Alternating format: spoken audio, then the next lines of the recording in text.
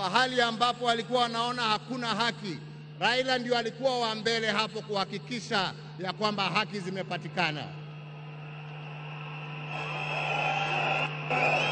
Na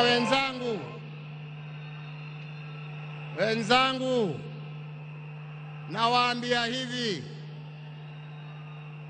tunawakumbuka wakina Mzee Jomo Kenyatta na Jaramogi Odinga kwa kutetea uhuru wa nchi yetu.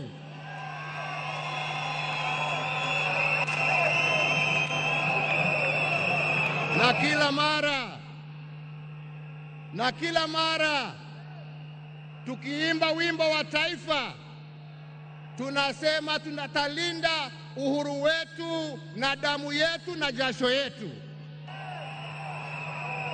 Leo hii tukiwa tunaaga baba yetu Raila Amolo Odinga, nataka pia tujiape ya kwamba hatutakubali kama Wakenya haki za kibinadamu, demokrasia na mambo yale yote ambayo Raila alitetea, hatutakubali arudi nyuma.